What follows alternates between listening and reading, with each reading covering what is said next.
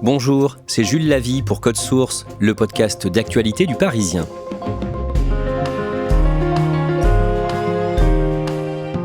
La forte rentabilité des sociétés d'autoroutes et les augmentations annuelles des tarifs des péages font régulièrement l'actualité depuis près de 20 ans.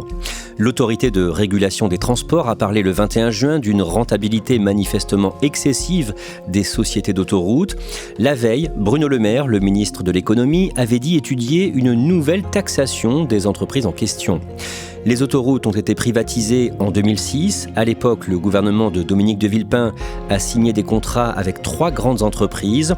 Ces contrats, mal négociés, se sont avérés trop favorables à ces entreprises au détriment de l'État. Code Source résume aujourd'hui l'histoire de la privatisation des autoroutes en France avec Mathieu Pelloli, spécialiste automobile au sein du service économie du Parisien, et Sébastien Lernoux qui dirige ce service. Selon les sociétés d'autoroutes, les hausses iront de 4,5% à 5,07%. À partir du 1er février, plus 4,75%. Et sur certains tronçons, parfois, les prix explosent. Plus 6,3% pour aller d'Aix-en-Provence à l'aéroport de Nice. 6,8% d'augmentation entre Saint-Maximin et Villeneuve-Loubet. Sébastien Lernoux, cet été, les vacanciers qui vont faire des longs trajets en autoroute ne pourront pas échapper aux augmentations des tarifs des péages. Ils vont devoir supporter une hausse de 4,75% des prix des péages. C'est une hausse qui a été validée par le gouvernement après discussion avec les sociétés concessionnaires d'autoroutes. Ce sont des nouveaux tarifs qui ont été appliqués depuis le 1er février. Alors, on s'en rend compte surtout l'été parce que c'est à ce moment-là que les Français partent en vacances et utilisent le plus leur voiture. Et effectivement, la douloureuse va faire mal au porte-monnaie des automobilistes. D'un mot, Mathieu Pelloli, 4,75% d'augmentation au péage, ça n'est qu'une moyenne. Oui, absolument. Ça veut dire que selon les tronçons, les niveaux d'augmentation peuvent être supérieurs et que d'une société d'autoroute à l'autre, qu'on prenne celles qui sont gérées par Vinci, par Eiffage, par Abertis, on peut appliquer des tarifs qui sont parfois très élevés sur certains tronçons à forte fréquentation. Alors on va voir comment on en est arrivé à cette nouvelle augmentation et expliquer pourquoi les prix des péages augmentent chaque année. On a choisi de commencer ce podcast en 2001. C'est la cohabitation entre la droite et la gauche. Jacques Chirac, issu du RPR, est président. Le socialiste Lionel Jospin est Premier ministre. Et le gouvernement décide de privatiser en partie les autoroutes. Jusqu'à présent, les autoroutes étaient gérées par des sociétés d'économie mixte où il y avait avant tout l'État et les collectivités locales qui géraient ces autoroutes-là. Il y avait un tout petit peu de capital privé, mais très peu. En 2001, on est à une période où la question de la dette et du déficit public prend de plus en plus d'ampleur, qu'il y a une pression de l'Europe sur l'État et le gouvernement français pour réduire cette dette et réduire ce déficit. Et donc, on cherche à trouver des milliards où on peut. Et c'est à ce moment-là qu'on décide d'ouvrir le capital de ces autoroutes au privé, mais l'État garde la majorité du capital encore. Sébastien Lernoux, à ce moment-là, certains élus expriment leur mécontentement, par exemple le député de droite François Goulard. Oui, parce qu'en fait, ça fait depuis plusieurs décennies que ces autoroutes ont été construites, que évidemment il a fallu dépenser énormément d'argent pour les construire, et à ce moment-là, on commençait à les rembourser.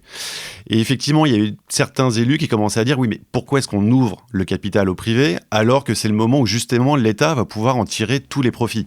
En mars 2006, un an avant la fin du second mandat de Jacques Chirac, le Premier ministre Dominique de Villepin privatise les autoroutes. Principalement, 3 grandes entreprises rachètent les parts de l'État dans les sociétés exploitant les autoroutes. Il y a 2 françaises, Vinci et Eiffage, et une espagnole, Abertis. Mathieu Pelloli, qu'est-ce que l'État est censé gagner avec cette privatisation ? Beaucoup d'argent d'abord, une rentrée financière immédiate de 15 milliards d'euros. Et ensuite, il y a aussi donc la perspective de faire financer par les sociétés d'autoroutes les lourds investissements qui sont nécessaires sur l'entretien du réseau, sur sa mise aux normes, sur les travaux qui sont prévus d'entretien des enrobés, des ponts, des tunnels, de toutes ces choses-là.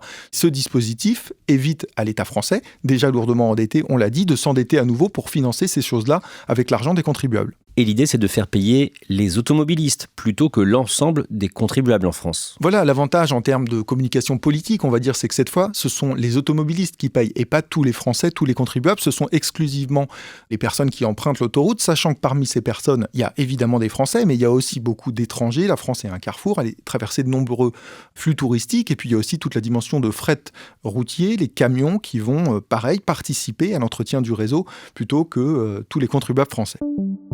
Sébastien Lernoux, 3 ans plus tard, en août 2009, quel est le constat ? Le constat, c'est que non seulement les prix des péages augmentent fortement, mais qu'en plus, la rentabilité des sociétés concessionnaires d'autoroutes explose.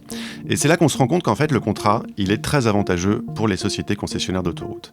Chaque année, ils ont le droit d'augmenter les prix des péages en fonction de l'inflation et des travaux qu'ils ont à réaliser.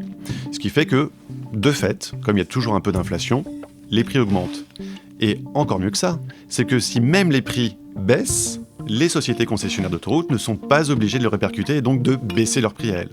On augmente toujours, tout augmente et puis bon, les axes ils sont pas mieux entretenus que d'habitude. Ça commence à faire des sommes assez importantes quand on passe au péage. Je trouve que c'est une aberration. Entre l'augmentation de l'essence, l'augmentation des assurances, tout augmente et les salaires ne suivent plus. À ce moment-là, on se rend compte également que les sociétés d'autoroutes rusent pour aller au-delà des augmentations décidées avec l'État. Il y a une technique qu'on appelle la technique du foisonnement.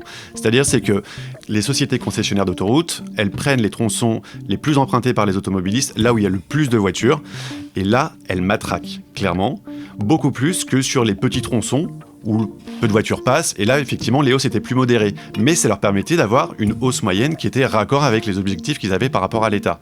Très vite, l'État a mis le holà, et officiellement, un peu avant 2010, cette technique est interdite, et les sociétés assurent qu'elles arrêtent. Mais sauf que, en fait, c'est impossible de vérifier. D'un mot, quand on dit que les sociétés d'autoroutes ont une rentabilité très forte, ça veut dire quoi ? Ça veut dire que lors de la privatisation, l'État avait décidé que les sociétés concessionnaires d'autoroutes auraient environ 7% de rentabilité.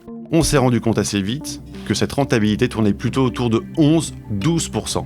Généralement, ce qu'on dit, c'est que ce sont des taux de rentabilité qu'on ne retrouve que dans le secteur du luxe, par exemple.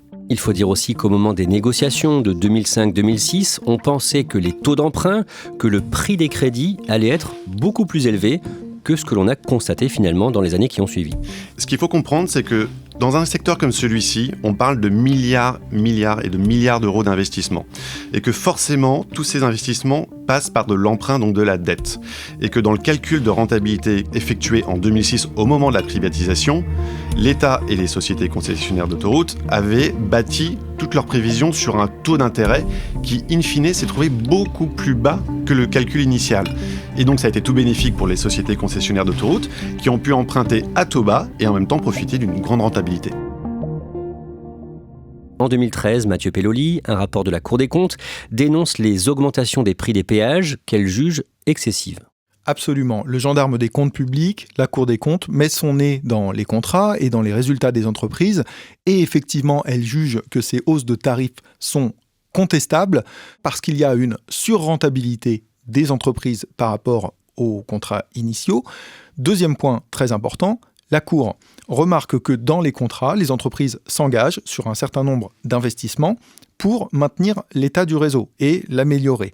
Le ministère des Transports, plusieurs fois, pointe du doigt des entreprises au motif que les ponts, les tunnels représentent des dangers pour les automobilistes qui circulent parce que les investissements promis n'ont pas été au rendez-vous. D'autant plus que ces sociétés d'autoroutes, dans le même temps, ont effectivement fait des investissements, mais qui visaient davantage à renforcer leur rentabilité à elles. En l'occurrence, là, je pense à Cofiroute, filiale de Vinci, qui a installé pour 39 millions d'euros des télépéages qui permettent d'améliorer le service puisqu'ils fluidifient le nombre d'automobilistes qui peuvent passer sur une heure et donc ça peut convaincre des gens de davantage prendre l'autoroute puisqu'ils savent qu'ils n'auront pas à patienter aux barrières. Donc un dispositif directement destiné à améliorer la rentabilité de l'entreprise au détriment des investissements promis en matière de sécurité et d'entretien du réseau, des enrobés, etc.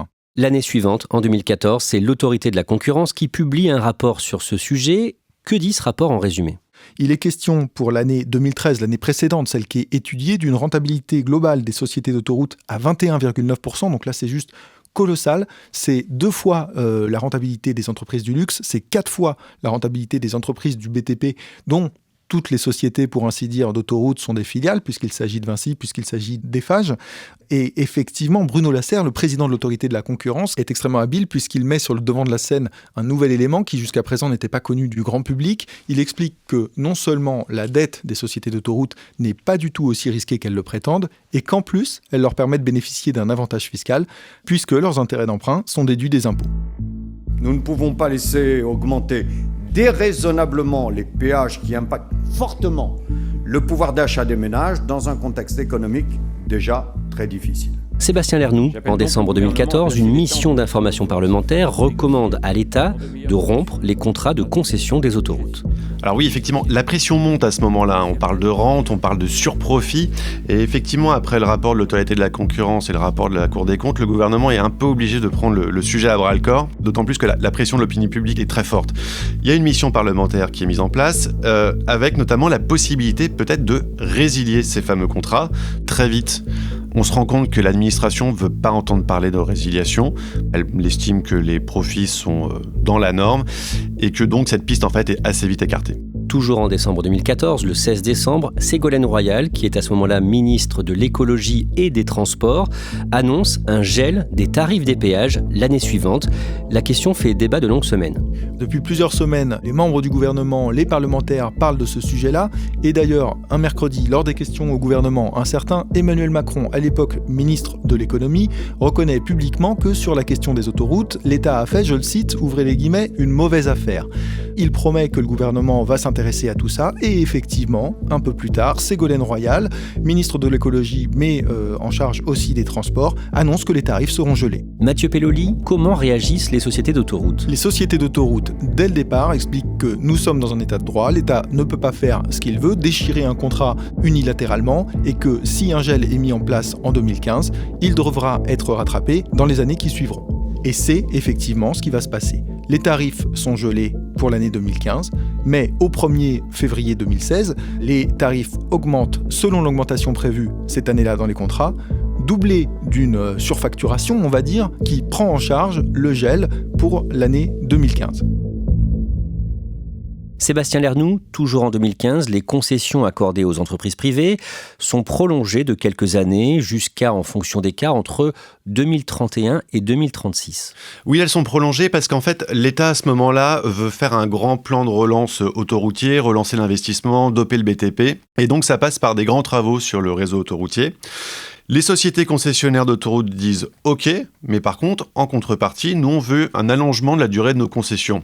Donc l'État et les sociétés concessionnaires signent des avenants au contrat et, moyennant investissement, les sociétés d'autoroutes obtiennent un allongement de la durée des concessions. En 2019, en avril, la Cour des comptes publie un document dans lequel elle affirme que suite aux prolongations décidées en 2015, les sociétés concessionnaires ont augmenté leurs tarifs sous prétexte de travaux qui auraient déjà dû être effectués. Et oui, parce que dans les contrats initiaux entre l'État et les sociétés concessionnaires d'autoroutes, des travaux sont prévus, des travaux d'entretien. Dans cette prolongation de contrat, il devait y avoir de nouveaux travaux. Mais on s'est rendu compte que certaines sociétés concessionnaires d'autoroutes avaient mis des travaux qu'elles auraient dû réaliser de base dans ces avenants au contrat. Et donc, ils ont été payés 2 fois. En juillet 2020, une commission d'enquête sur les concessions d'autoroutes est mise en place au Sénat. De nombreux responsables politiques viennent témoigner. Ils sont interrogés par les sénateurs tour à tour. Monsieur le Président, je suis très heureux d'être devant votre commission d'enquête sur un sujet... Sébastien Lernoux, que dit Dominique de Villepin, l'ancien Premier ministre qui a mené la privatisation de 2006 quand il est interrogé le 9 juillet ?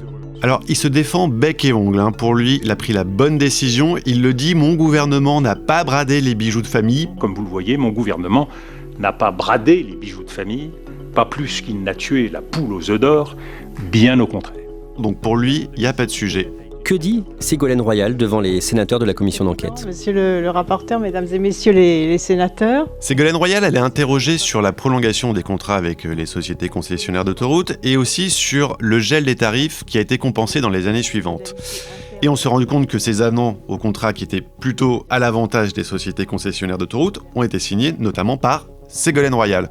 Mais sauf que Ségolène Royal, elle dit « Oui, mais moi, vous savez, à l'époque, j'étais sur d'autres dossiers, j'avais la préparation de la conférence de Paris sur le climat, voilà, je m'occupais pas vraiment de ce sujet-là, j'ai signé à la fin parce qu'on m'a dit que ça avait été négocié, mais je suis pas allé plus loin que ça. » J'ai pas vraiment suivi, parce que d'abord, on était début de l'année, il y avait la préparation de la conférence de Paris sur le climat, parce que c'est un ministère extrêmement lourd. Il y avait la loi de transition énergétique à faire voter, enfin il y a un travail colossal. Et à partir du moment où Matignon avait délégué, il n'y a pas de raison de ne pas faire confiance à ceux qui étaient chargés de négocier. Parmi les responsables politiques entendus par les sénateurs, il y a Elisabeth Borne, la ministre du Travail à ce moment-là. Elle était directrice de cabinet de Ségolène Royal en 2014 et en 2015 quand le gel des tarifs des péages a été annoncé.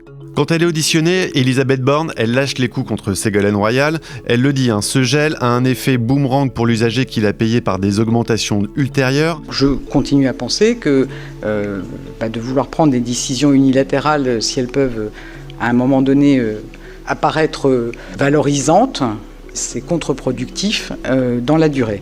Et oui, parce que à ce moment-là, Ségolène Royal, quand elle a annoncé le gel, elle s'est fait mousser politiquement. C'était quelque chose qui était plutôt bien vu par l'opinion publique. Sauf que derrière, quand il a fallu négocier avec les sociétés concessionnaires d'autoroutes, l'État était pieds et poings liés.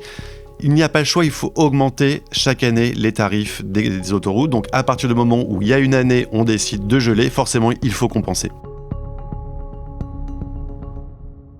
On en revient au début de cet épisode de Code Source. Le 1er février 2023, les tarifs des péages augmentent en moyenne de 4,75%. Et cela fait une nouvelle fois parler de ce problème, Sébastien Lernoux. D'un mot, là, ça fait près de 20 ans qu'on en parle et rien n'a évolué. Non, rien n'a évolué, mais par contre, depuis 20 ans, effectivement, la colère gronde contre l'augmentation des tarifs des péages. Lorsqu'il y a eu le mouvement des Gilets jaunes, l'une des raisons de ce mouvement social, c'était les hausses de tarifs des péages. C'est un sujet qui revient régulièrement dans le débat, notamment lors de la dernière campagne présidentielle. Plusieurs candidats avaient émis la possibilité de renationaliser les autoroutes, notamment Arnaud Montebourg, Marine Le Pen. Mais après, renationaliser, ça veut dire aussi mettre beaucoup d'argent sur la table. On estime qu'il faut entre 20 et 50 milliards d'euros à trouver pour renationaliser. Beaucoup de responsables politiques en poste actuellement sont gênés sur ce dossier parce qu'ils ou elles étaient dans les discussions au moment de la privatisation en 2006. Ben oui, l'actuel ministre de l'économie, Bruno Le Maire, était le directeur de cabinet de Dominique de Villepin, le Premier ministre au moment de la privatisation. C'est lui qui a négocié avec les sociétés concessionnaires d'autoroutes. Elisabeth Borne, l'actuelle Première ministre, était la directrice de cabinet de Ségolène Royal quand elle était au ministère de l'Environnement et des Transports, au moment où il a fallu renégocier les contrats pour allonger la durée des concessions. Alexis Kohler, qui est l'actuel secrétaire général de l'Élysée, le bras droit d'Emmanuel Macron, qui était-il à l'époque ? Il était le directeur de cabinet d'Emmanuel Macron quand il était au ministère de l'économie, et c'est lui également qui avait négocié avec Elisabeth Borne. Tout le monde reconnaît que l'État s'est fait avoir au moment de la négociation, mais c'est très difficile de le dire publiquement et de l'assumer politiquement. Sébastien Lernoux, Mathieu Pelloli, le 14 mars, vous interrogez Pierre Coppée, le président de Vinci Autoroutes, et vous lui posez toutes les questions qui fâchent sur les niveaux de rentabilité, les augmentations des tarifs des péages. Qu'est-ce qu'il répond ? Alors, la ligne de défense des sociétés concessionnaires d'autoroutes depuis le début, c'est de dire ne regardez pas notre rentabilité sur une année, mais regardez la rentabilité sur toute la durée de la concession. Parce que eux, ce qu'ils disent, c'est nous, au début, on est obligé de faire des investissements colossaux où la rentabilité elle est faible. Et en revanche, on compense ces investissements de départ vers la fin de la durée des concessions où là effectivement notre rentabilité est importante. Et en ce moment, la rentabilité en 2022-2023 explose parce qu'ils disent oui mais c'est normal, on arrive à la fin de la durée des concessions, donc c'est juste pour compenser nos investissements initiaux. Monsieur le Président Coquerel, Monsieur le Président Julézy, Mesdames et Messieurs les députés. Mathieu Pelloli, le mercredi 22 mars, le ministre de l'économie Bruno Le Maire est devant la commission des finances et du développement durable de l'Assemblée nationale. Il reconnaît que les calculs faits à l'époque de la privatisation, c'est-à-dire en 2006, n'ont pas été bons et il dit vouloir raccourcir la durée des concessions. Effectivement, devant les députés, Bruno Le Maire emploie l'expression « nous nous sommes trompés ». Nous nous sommes trompés et nous avons sous-évalué l'avantage financier que pouvait en tirer la société concessionnaire. Et de ce point de vue-là, voulant éviter toute rente, il envisage de raccourcir la durée des concessions de quelques années. Il explique que c'est la voie qui est juridiquement la plus fiable et économiquement, du point de vue de l'État, celle qui est sans doute la plus avantageuse. C'est la raison pour laquelle il a demandé au Conseil d'État de savoir de quelle manière il serait possible de raccourcir la durée des concessions. Actuellement, on attend la réponse du Conseil d'État. Sébastien Lernoux, l'autre piste évoquée ces dernières semaines par le gouvernement, c'est celle de taxer plus les sociétés d'autoroutes. Oui, effectivement, le gouvernement a sollicité le Conseil d'État pour savoir si c'était possible.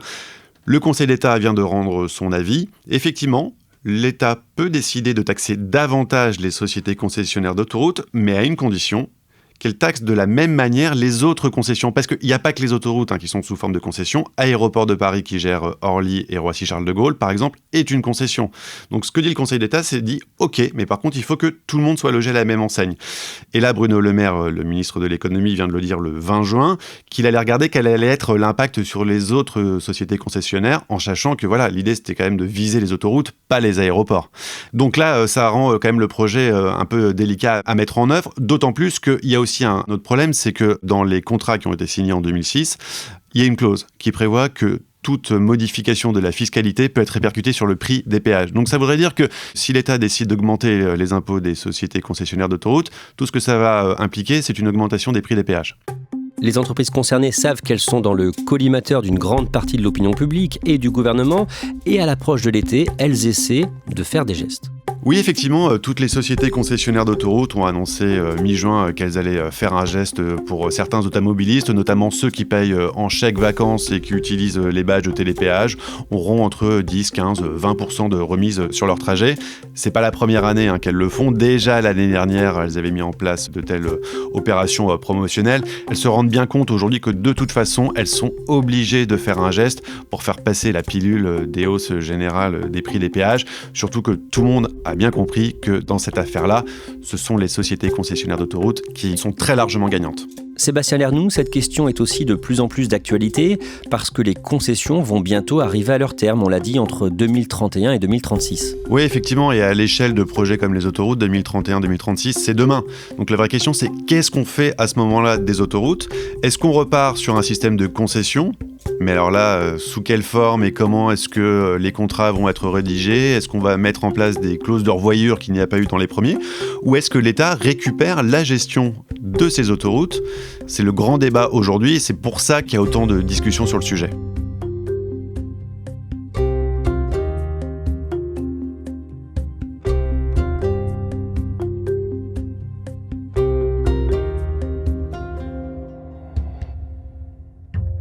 Merci à Sébastien Lernoux et Mathieu Pelloli. Code Source est le podcast quotidien d'actualité du Parisien. Nous publions un nouvel épisode chaque soir de la semaine. Abonnez-vous sur n'importe quelle application audio pour nous retrouver facilement. Cet épisode de Code Source a été produit par Julia Paré, Raphaël Pueyo et Clara Garnier-Amouroux. Réalisation, Julien Moncouquiol.